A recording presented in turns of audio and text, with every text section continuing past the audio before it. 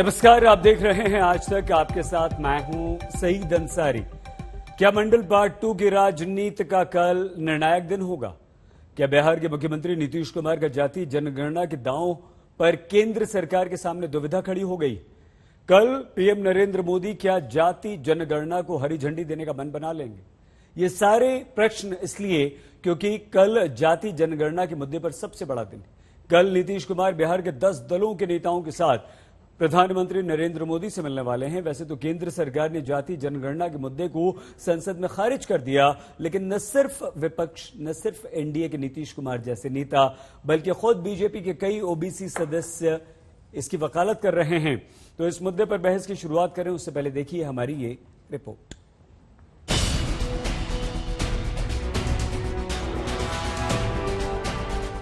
जाति जनगणना की बिहार के मुख्यमंत्री नीतीश कुमार की मांग प्रधानमंत्री नरेंद्र मोदी मानेंगे या नहीं, लाख टके का सवाल है।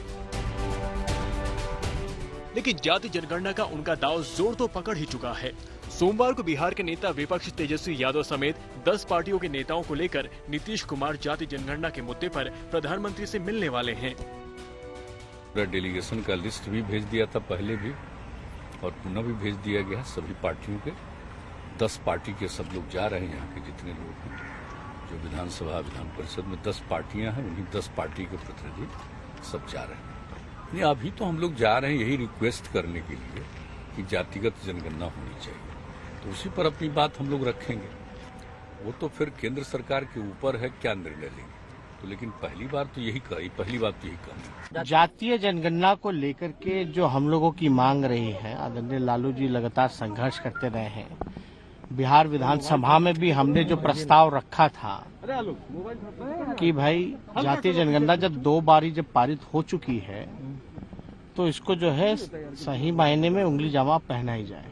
तो इसके लिए हमने मुख्यमंत्री जी से भी हमने रिक्वेस्ट किया था कि भाई प्रधानमंत्री से भी अगर मिलना हो तो मिलने चला जाए।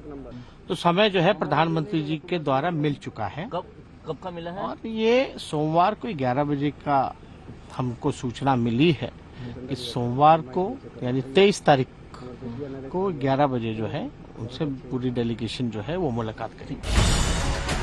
जाति जनगणना के पक्ष में देश की लगभग सभी विपक्षी पार्टियों का सुर एक ही है, लेकिन दुविधा बीजेपी के सामने है। एक ओर केंद्र सरकार ने 2 बार संसद में जाति जनगणना से इनकार किया है, तो दूसरी ओर बीजेपी के तमाम पिछड़े नेता इसके पक्ष में हैं। 10 अगस्त को संसद में ओबीसी बिल पर चर्चा के दौरान ही बीजेपी सांसद संघमित्रा मौर्य ने जाति जनगणना का तराना छेड़ दिया था। देश में आखिरी बार जाति आधारित जनगणना 1931 में हुई थी। आज निश्चित तौर पर आदरणीय प्रधानमंत्री जी ने जो जात आधारित जनगणना राज्यों को हक देने का काम किया है, और आज यदि जनगणना होती है तो ओबीसी कहाँ होगा, शायद हम उसका अंदाजा भी नहीं लगा सकते हैं। तो मैं तो धन्यवाद बार बार करना चाहूंगी माननीय प्रधानमंत्री जी का। नीतीश कुमार की अगुवाई में बिहार के 10 पार्टियों के जिन नेताओं की प्रधानमंत्री से मुलाकात होने वाली है, उनमें बीजेपी से राज्य सरकार में मंत्री जनक राम शामिल होंगे। उनको प्रतिनिधि मंडल में शामिल करने के बीजेपी के फैसले की राजनीति समझने की कोशिश हो रही है, क्योंकि वो दलित समाज से आते हैं, जबकि राज्य सरकार में बीजेपी के कोटे से दोनों उप मुख्यमंत्री तारकिशोर प्रसाद और रेणु पिछड़े समाज से आते हैं। तारकिशोर प्रसाद और रेणु देवी दोनों जाति जनगणना का समर्थन कर चुके हैं। अगर ये आपत्ति होता तो प्रधानमंत्री बुलाते ही नहीं, और इस पूरे प्रतिनिधिमंडल में भारतीय जनता पार्टी के माननीय प्रतिनिधि शामिल नहीं होते। इसमें आपत्ति कहाँ? देखिए, ये तो केंद्र सरकार का विषय है। पूरे भारतवर्ष में बिहार ने इसे प्रस्ताव पारित करके भेजा था। उस आलोक में प्रधानमंत्री जी इस पूरे प्रतिनिधि मंडल की बातों को सुनेंगे और उसमें सभी दल के लोग शामिल हो रहे हैं। 2011 की जनगणना के पहले विपक्ष में रहते हुए बीजेपी ने जाति जनगणना की जोरदार वकालत की थी, लेकिन अभी मंडल पार्ट 2 की राजनीति के असर को समझ रही है, इसलिए उसने पत्ते नहीं खोले हैं। आज तक ब्यूरो। हमारे साथ इस वक्त अभिषेक झा, शक्ति यादव, डॉक्टर आशुतोष वर्मा, मिथिलेश झा जी, एमएच खान जी और संगीत रागी जी, आप सभी का धन्यवाद, आप सभी का स्वागत और सभी को नमस्कार। मिथिलेश जी, मिथिलेश जी, पहले तो आप ये बताइए, सबसे पहला सवाल ये कि इससे फायदा क्या होगा जातीय मतगणना से, और आपकी पार्टी तो इससे बचती रही है, कल पीएम मिल जरूर रहे हैं, लेकिन फिलहाल स्टैंड क्या है आपका? हमारी स्पष्ट समझ है कि जनगणना अगर हो तो अमीरी और गरीबी के आधार पर। जातीय जनगणना समाज को बांटने की साजिश है। जातीय जनगणना का आधार भारतीय सभ्यता संस्कृति का कभी नहीं रहा है। वैदिक संस्कृति में एक ही परिवार में 4 वर्ण के लोग होते हैं। वर्ण आधारित व्यवस्था थी जो कर्म पे आधारित थी। जातीय जनगणना का हम लोग को तो वसुधैव कुटुम्बकम का संदेश है पूरे विश्व के लिए। अयम लिया परो वेति गणना लघुचेताम उदार चरिता नाम तू वसुधैव कुटुम्बकम। तो वहाँ जाति में समाज को बांटने का क्या अर्थ है? सभी भारत माता के संतान है। अटल जी ने कहा था जिस समय देश की आबादी 30 करोड़ थी कि 30 करोड़ मुखमंडल वाली मेरी भारत माता। तो मैं तो आज यही कहूंगा कि 140 करोड़ मुखमंडल वाली मेरी भारत माता। इसमें जाति का कहाँ कोई प्रश्न है? सभी भारत माता के संतान है, सभी माँ भारती के संतान है। और हमारे पार्टी का स्टैंड है सबका साथ, सबका विकास, सबका विश्वास। मिथिलेश जी, क्या बढ़िया बात आपने कही है। काश ये बात प्रधानमंत्री कह देते और मिलने के लिए किसी को नहीं बुलाते, तो आपकी बातों पर देश की जनता को नहीं, प्रधानमंत्री ठीक है, अभी आगे बात करते हैं। एक रिएक्शन ले लें सभी से। हम तो सिर्फ विचार रख रहे हैं। अरे सुनिए ना, मिलने के लिए बुलाएंगे, बुलाए ना, डेमोक्रेटिक सिस्टम। अरे मुद्दे पे बुलाया ना, बोल देते इस मुद्दे पे बात नहीं करेंगे। भाई वसुधैव कुटुम्बकम, सबका हमारा देश है, पूरी दुनिया हमारी है ना। बड़ा अच्छा लगता है। बहुत क्या बढ़िया आपने बातें की मिथिलेश जी, बहुत अच्छा लगा। लेकिन क्या है कि आप राजनेता लोग हैं। ये हमारे पुरखों का संदेश है, हम भी भारत की मिट्टी का संदेश है।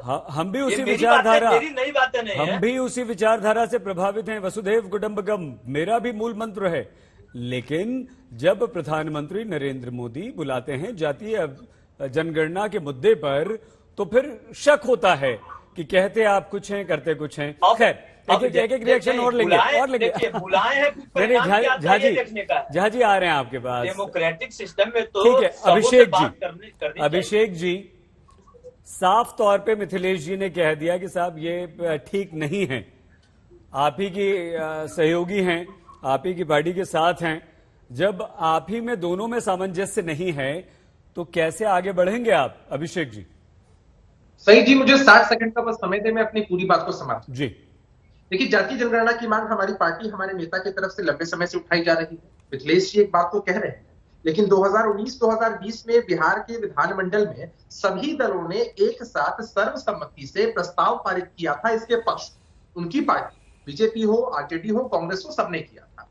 हमारी पार्टी ने इसको उचित फोरम पर उठाया। हमारी पार्टी के राष्ट्रीय अध्यक्ष माननीय ललन बाबू के नेतृत्व में पार्टी के सभी एमपीज ने गृह मंत्री अमित शाह जी से मिलकर मेमोरेंडम सौंपा।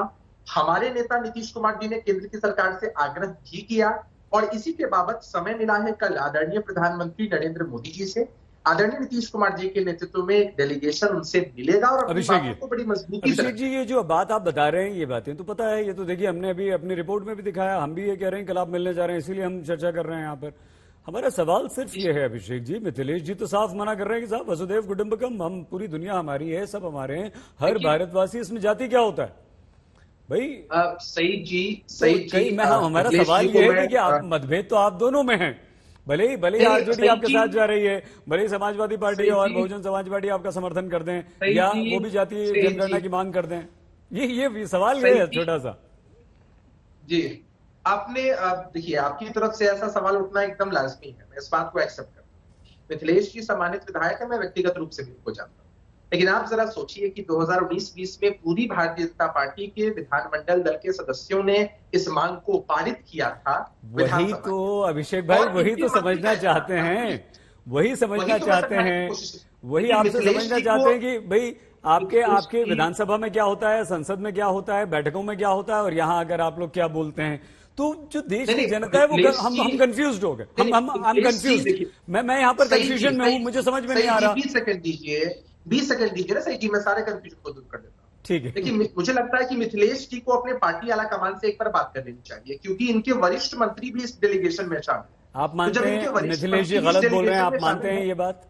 नहीं, मुझे लगता है कि मिथिलेश जी को शायद हो सकता है अरे पार्टी के वरिष्ठ मंत्री किसी डेलीगेशन में शामिल होने जा रहे हैं, जहां जाकर प्रधानमंत्री के सामने वही बात रखनी है जो सब लोग रखेंगे। और मिथिलेश जी की अगर मतभिन्नता होती है आपके प्रतिष्ठित चैनल पर, तो मुझे लगता है कि एक बार उनको अपने आला कमान से बात कर लेनी चाहिए, क्योंकि भारतीय जनता पार्टी के प्रवक्ताओं के माध्यम से स्टैंड लिया है।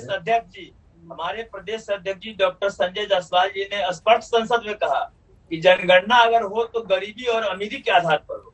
ये संसद में उनका वक्तव्य है, तो मुझे क्या आला कमान से बात करने की बात है? पार्टी का अध्यक्ष नेताओं के नेता होते हैं हमारी पार्टी में। आपके सम्मानित मंत्री इस डेलीगेशन में शामिल हुए, मुझे लगता है इस बात की जानकारी तो आपको होगी। शामिल होने जा रहे हैं तो शामिल होंगे, बात रखेंगे, लेकिन शामिल होकर आप परिणाम तो आने दीजिए, परिणाम तक प्रतीक्षा कर लीजिए। आप ये बताइए ना, देखिए मतभिन्नता नहीं, आप ये बताइए ना कि आपकी पार्टी की तरफ से एक सम्मानित मंत्री एक डेलीगेशन में शामिल होकर अपनी बात को रखने जाते हैं, तो उससे पहले तक तो किसी का स्टैंड क्लियर नहीं है ना। और आपकी पार्टी के लोग अगर कहीं जा रहे हैं प्रधानमंत्री जी के पास अपनी बात रखने के लिए, तो जब तक चीजें स्पष्ट होंगी उसके बाद ही मुझे लगता है कि आप लोगों का ऑफिशियल स्टैंड कौन सी बातें किस रूप में रखनी है, ये ना आपको पता है ना हमको पता है। और मैंने तो अपनी पार्टी का स्टैंड कर रहे हैं, तो 2020 में पार्टी का स्टैंड रख दिया, और आपके पार्टी के विधानमंडल दल के सभी सदस्यों ने अपना जो आधिकारिक स्टैंड था वो 2019-20 में स्पष्ट कर दिया। मुझे लगता है कि हम लोगों को थोड़े समय का इंतजार करना चाहिए। मिथिलेश जी भी तो विधानमंडल के सदस्य है ना, मिथिलेश जी भी हैं। खैर, शक्ति यादव जी ऐसे में जब बीजेपी जेडीयू में ही यहाँ पर मतभिन्नता नजर आ रही है, दिखाई दे रही है, आपको लगता है कि उस डेलीगेशन में उस प्रतिनिधिमंडल के साथ आप जाएंगे तो सिर्फ खाना पूर्ति है या कुछ होगा भी? और शहीद अंसारी भाई, आपको दिली मुबारक, इसलिए एक मौजूद सवाल जो तैर रहा है देश के अंदर में, आवाम की जो चिंता है, इस देश में, इस मुल्क में एक बार हर हाल में जातिगत जनगणना हो। इस बात 2011 में ये रागे छेड़ी गई थी मजबूती के साथ पार्लियामेंट में, आपको याद होगा, आप जानते भी हैं। आदरणीय मिथिलेश जी बोल लेने दीजिए, मिथिलेश जी शक्ति जी को बात पूरी कर लेने दीजिए प्लीज। ठीक है मिथिलेश जी, निवेदन आपसे, मिथिलेश जी निवेदन आपसे, एक एक रिएक्शन सबका हो जाए। अभी खान साहब भी हैं, अभी हमारे साथ संगीत जी भी हैं, हमारे साथ डॉक्टर आशुतोष भी हैं, तो एक एक रिएक्शन हो जाए, उसके बाद चर्चा के लिए खुला छोड़ेंगे। प्लीज बोलिए शक्ति जी, अपनी बात जल्दी से कर लीजिए। जी अंसारी भाई, स्पष्ट तौर पे वो जो छेड़े गए थे वो सवाल, वो कहीं न कहीं आवाम के बीच में एक सवाल खड़ा है और आज मौजूद हो गया है। और इसलिए मौजूद हो गया है इस राज्य देश के अंदर में कि जो हालात हैं बेरोजगारी के, जो हालात हैं लाचारी और बेबसी, तो हम एक बार मिथिलेश जी, झा जी थोड़ा सा संयम, झा जी प्लीज थोड़ा सा संयम, बोल लेने दीजिए प्लीज। तो ये जो जातिगत जनगणना इस देश के अंदर में, जहां पर जातिवादी जो हालात हैं, वो मेरे समझ से इन चीजों की दूर करने में सहायक होगा।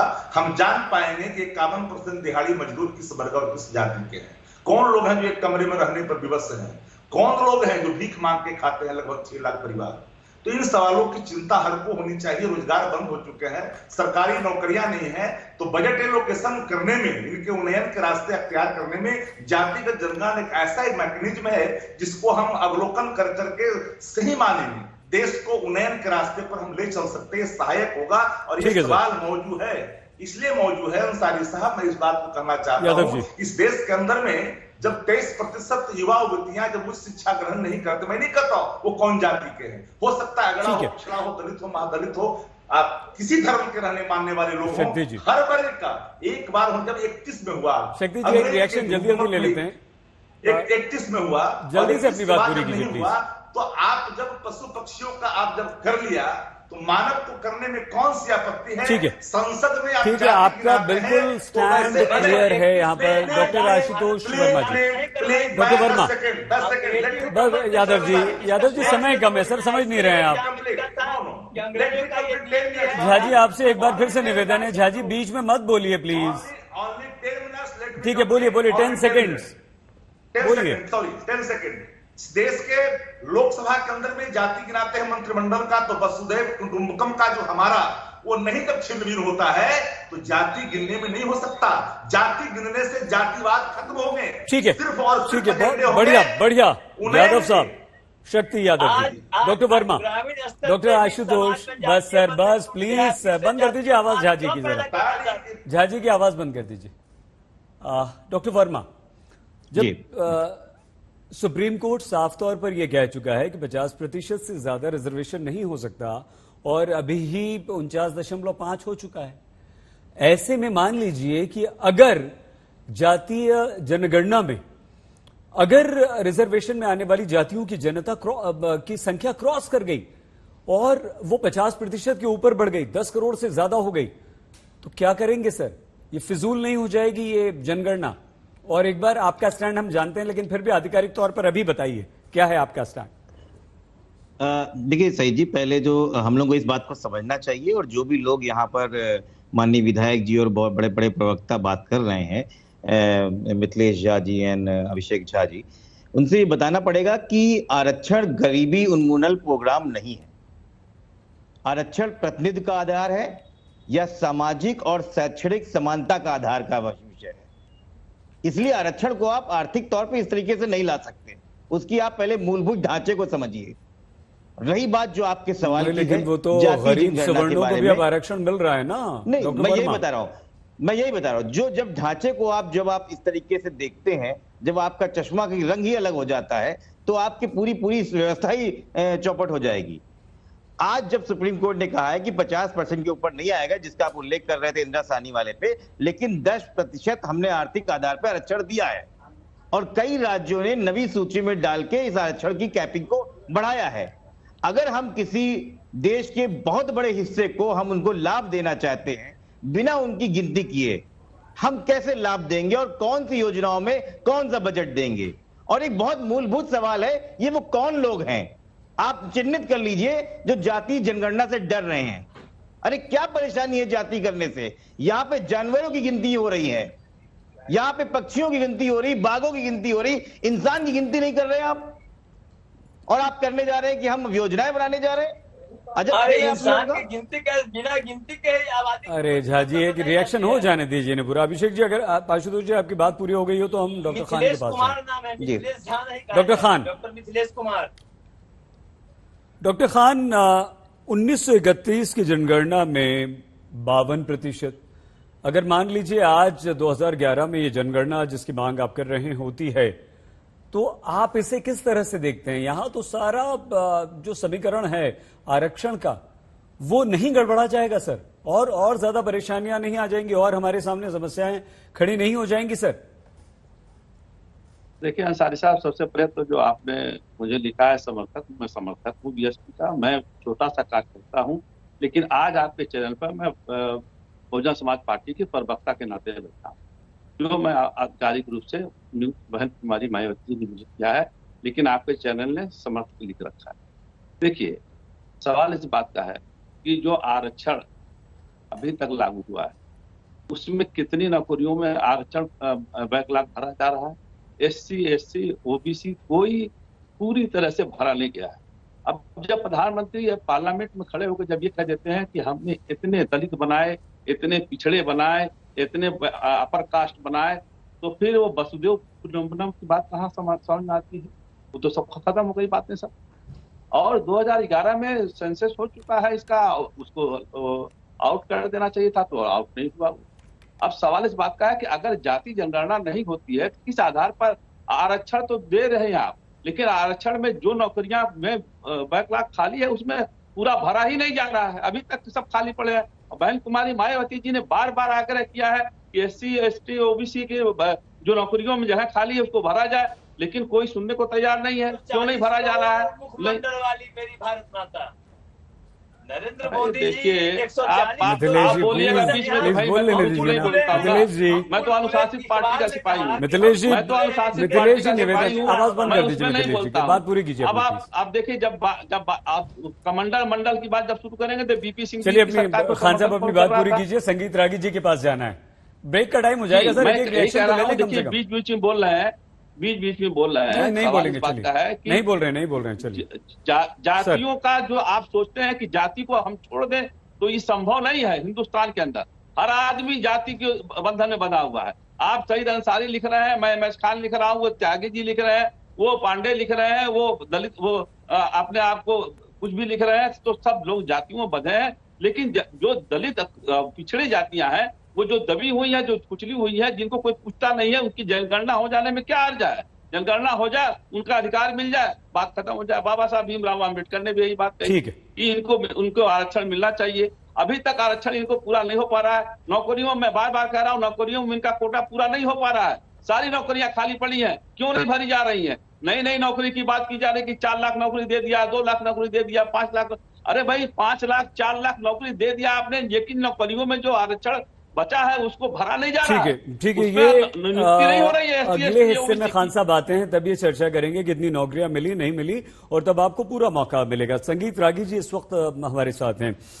संगीत जी, काका कालेलकर आयोग और मंडल आयोग, ये दो जब भी जातीय जनगणना की बात आती है तो ये मस्तिष्क में आते जरूर हैं दोनों आयोग।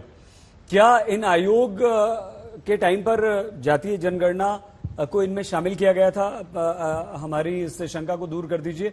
और दूसरी बात सर ये कि क्या वाकई इससे जो उद्देश्य है कि गरीबी दूर हो, रोजगार मिले और विकास के पथ पर समाज का हर वर्ग आगे बढ़े, ये संभव हो पाता है, या अगर 2011 में अब होगा तो संभव हो पाएगा?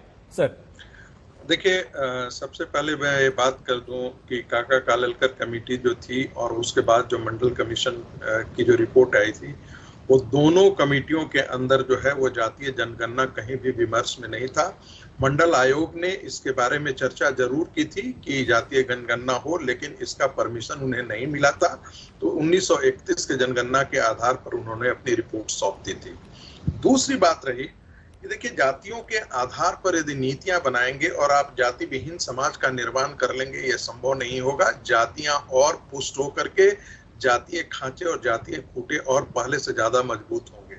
और मुझे लगता है कि भारत के जितने विरोधी तत्व हैं वो यही चाहते हैं कि भारत का समाज जो है वो जातीय खेमों में बटा रहे। मैं इसके साथ एक और भी जोड़ देना चाहता हूं कि यदि हिंदू और मुसलमान के नाम पर यदि धर्म के आधार पर आप नीतियां बनाएंगे और यदि आप ये चाहेंगे कि धर्म के आधार पर पोलराइजेशन नहीं हो, ध्रुवीकरण नहीं हो, तो ऐसा संभव नहीं होगा। इसलिए यदि आपको समाज का निर्माण ये करना है तो इन तत्वों से आपको बाहर निकल के ही करना पड़ेगा। रही बात प्रतिनिधित्व की, तो देखिए, प्रतिनिधित्व और क्वालिटी दोनों का एक समायोजन करने की बात जो है वो सुप्रीम कोर्ट ने बात कही थी।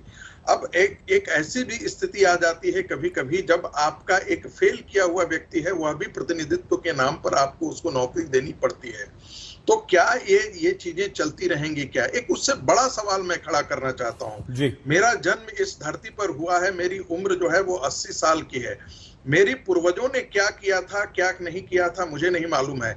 लेकिन आधुनिक भारत के अंदर एक नागरिक होने के नाते मैं उस असमानता का बोझ क्यों ढोकर के जाऊं? क्या इसलिए कि भारत में मैंने जन्म लिया है? एक और बात मैं जिक्र कर देना चाहता हूं। आप बिहार के अंदर आप इंटरमीडिएरी जो कुर्मी जाति है, जो यादव जाति है, ये फ्यूडल लैंडेड क्लास रहे हैं साहब। इनका यदि आप प्रतिशत नौकरियों में देख लेंगे तो आपको आश्चर्य होगा कि ये अपर कास्ट के लगभग बराबर हैं।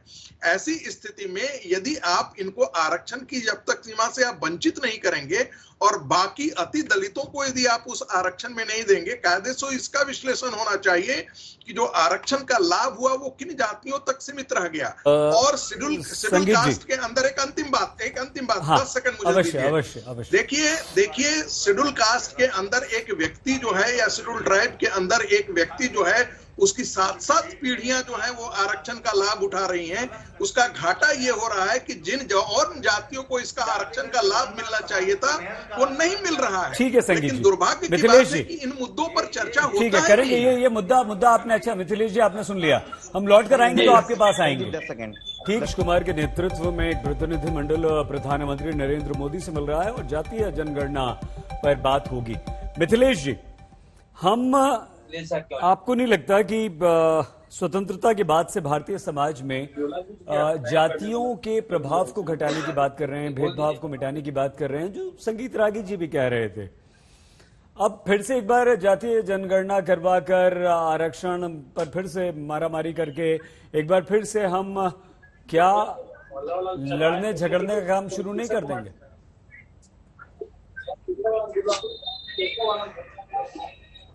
मिथिलेश जी, आवाज आ रही है? सुन पा रहे हैं आप हमें? डिस्कनेक्ट हो गया ना उनका लाइव, फोन कट गया। मिथिलेश जी तक हमारी आवाज। अभिषेक जी, आप सहयोगी हैं, चलिए, हालांकि मत भिन्नता यहां पर जरूर है आप लोगों की, लेकिन फिर भी यही सवाल आपसे। सही जी, हर पार्टी की अपनी अपनी विचारधारा और सोच होती है, उस हिसाब से हमारी मत भिन्नता है इस मामले में। मेरा बस इतना कहना है कि अमूमन आपने भी देखा है कि किसी भी केंद्र सरकार या प्रदेश की सरकार की कोई भी जो योजना होती है, उसका लाभ जब लोगों को मिलता है तो उसके आधार में उनकी जाति होती है और किस वर्ग से वो लोग आते हैं वो होता है, ताकि सबके बीच एक सामाजिक और आर्थिक समानता हो। क्रीमी लेयर एक आपने शामिल किया था आरक्षण में। अब हो ये रहा है कि वो क्रीमी लेयर ही आगे बढ़ते जा रहे हैं और जो बेचारे गरीब हैं वो गरीब का गरीब हैं। जो आरक्षण का फायदा उठा रहे हैं वो 70 साल से 60 साल से उठाया जा रहा है, बाकी किसी को मिल ही नहीं रहा है। सही जी, जो क्रीमी लेयर के लोग हैं और आरक्षण में उनके लिए जो प्रावधान है वो एक अलग विषय है। हम यहाँ जातीय जनगणना को यहाँ इसलिए डिस्कस कर रहे हैं क्योंकि किसी खास जाति से आने वाले लोग जो किसी वर्ग में आते हैं, जब तक हमको उनकी एग्जैक्ट जनसंख्या के बारे में जानकारी नहीं मिल पाएगी, जी, उसके बाद ये तो तय है ना, उसके बाद ये तो तय है कि संख्या बढ़ेगी। 1971 के बाद अब आप करेंगे तो जाहिर सी बात है सब उल्टा पुल्टा हो जाएगा ना। आरक्षण जो 50% से ज्यादा नहीं जा सकते, वहां भी लड़ाई झगड़ा शुरू हो जाएगा। देखिए, मैंने बार बार आपसे कहा कि वो एक अलग विषय है कि 50% तक हम आरक्षण ले सकते हैं, वो एक अलग विषय है, लेकिन किसी के मन में भी असंतोष नहीं आया। अमूमन हमने देखा है ना कि किसी पिछड़े समुदाय के जब लोग होते हैं उनके मन में ये अविश्वास होता है कि भाई हमारी संख्या इतनी है और हमें इतना लाभ मिलना चाहिए ताकि हमारे लोग भी। ठीक है, थोड़ा जल्दी एक रिएक्शन ले लेते हैं। शक्ति जी, फिर से आते हैं आपके पास। अभिषेक जी, शक्ति यादव जी, आपको लगता है कि इससे क्या भला कर पाएंगे आप? देखिए, अब इसे सबसे पहले अंसारी साहब समझनी पड़ेगी, जब तक आप वास्तविक मूल्यांकन नहीं करेंगे गरीबी का, तो जाति को जानिए कौन लोग हैं इस देश के अंदर में। देखिए, नेता प्रतिपक्ष तेजस्वी प्रसाद यादव जी ने सदन के अंदर में प्रस्ताव लाया और बिहार विधानसभा ने पारित किया, सभी पार्टियों ने मिलकर के। नीतीश कुमार जी ने मांगा, समय मांगा, जो जद्दोजहद के बाद लगातार नेता प्रतिपक्ष तेजस्वी प्रसाद जी ने दबाव बनाया, पुनः पत्र लिखा, ठीक है, समय मिला, प्रधानमंत्री जी का शुक्रिया। लेकिन सबसे बड़ा सवाल है कि जो लोग इसकी सत्ता के संपत्ति पर 10% लोग, चाहे वो किसी वर्ग के हों, जो उपभोग कर रहे हैं, उनको कष्ट हो रहा है, क्योंकि वास्तविक जब आकलन बदस्तूरे जो तस्वीर है, बदसूरत तस्वीर जब खुलकर के सामने आएगी, जब जेटली साहब, late honourable finance minister Jaitley साहब ने जब प्रस्तुत किया था, तो सारी तस्वीरें साफ साफ झलकी थी कि देश के हालात क्या है, किस रूप में हम कहां खड़े हैं। जो लोग जाति गिनाते हैं पार्लियामेंट के अंदर में, तो इस देश का ताना बाना नहीं बिगड़ता है, लेकिन वास्तविक आकलन से डरते हैं। अब किस जात की बात, बैकलॉग पर चले जाते हैं। अरे बैकलॉग से तो आधा सीटें खाली है, अब बता दो उसकी कौन खाना पूर्ति कर रहा है। मंडल आयोग की आधी अनुशंसाएं अभी तक विचाराधीन है। सवाल वो नहीं है, सवाल है कि आप नौकरियां दे नहीं सकते हो, तो समाज के उन्नयन का मैकेनिज्म क्या है, स्पष्ट करिए देश के सामने। बजट एलोकेशन जो मुट्ठी भर लोग जो खा जाते हैं, पी जाते हैं, सरकार की संपदाओं को भोग करते हैं, उसके उन्नयन के रास्ते निकालेंगे कि नहीं निकालेंगे? जो गरीब है गरीब रहे, लाचार रहेगा। तो एकमात्र है जातिगत जनगणना अंसारी साहब करेंगे तो जो देश की सूरत है वो खुलकर आएगा। बजट एलोकेशन के माध्यम से आप उन्नयन के रास्ते अख्तियार करेंगे, देश मजबूत होगा। संगीत जी आते हैं, क्योंकि एक डॉक्टर वर्मा और खान साहब से एक रिएक्शन ले लें। मिथिलेश जी का मिथिलेश जी, उम्मीद है हमारी आवाज अब आप तक पहुंच रही होगी। पहला सवाल आप ही से था, अगर आ रही है तो जी आगे आते हैं आपके पास। डॉक्टर वर्मा, आपको नहीं लगता कि जो फायदा गरीबों को मिलना चाहिए था, वंचित वर्ग को मिलना चाहिए था, कमजोर जातियों को मिलना चाहिए था, चाहे वो आरक्षण का हो, चाहे वो जाति का हो, चाहे देश की मुख्य धारा में आने का हो, और जो बहुत अच्छी बात संगीत रागी जी ने कही थी कि जो हम ये खत्म करेंगे या बढ़ाएंगे, तो एक बार फिर से हम उसी दिशा में 70 साल बाद पहुंच गए। राजनीतिक विश्लेषक संगीत रागी ने बहुत अच्छी बात करी, लेकिन वो सिर्फ टीवी पे बोलने वाली अच्छी बात है। वास्तविकता बिल्कुल इसके अलग है और तार्किक है नहीं बिल्कुल भी, और मैं तार्किक इनको काटूंगा। इन्होंने कहा कि काका कालेलकर की रिपोर्ट में कास्ट सेंसस के बारे में कुछ नहीं किया, तो महाशय पहले आप पूरी रिपोर्ट पढ़िए। उस रिपोर्ट की जो पहली लाइन थी उसमें रिकमेंडेशन में लिखा कि 1961 की जो जनगणना हो वो जाति आधारित हो, और जो दूसरा इंपॉर्टेंट पॉइंट था कि महिलाओं को पिछड़े के रूप में माना जाए, और तीसरा था ओबीसी स्टूडेंट अन्य पिछड़ा वर्ग के स्टूडेंट को टेक्निकल, प्रोफेशनल और इंस्टीट्यूट में 70% आरक्षण देना। ये पहले 3 हाईलाइटेड पॉइंट्स थे। तो आप तार्किक तौर पे गलत इंफॉर्मेशन आज तक के चैनल पे दे रहे हैं। दूसरे आपने कहा जातीय हटाना पड़ेगा। मैं कहता हूं ठीक है, जो अघोषित आरक्षण कई लोगों के पास में है पिछले 5000 सालों से, वो हटा दीजिए, सारा आरक्षण खत्म हो जाएगा और जाति खत्म हो जाएगी, देश में वैसे तो कटुंबा आ जाएगा। लेकिन इस देश के प्रधानमंत्री, कोई आप प्रधानमंत्री बता दिए देश का जिसने आज तक अपनी जात बताई हो माननीय मोदी जी के अलावा।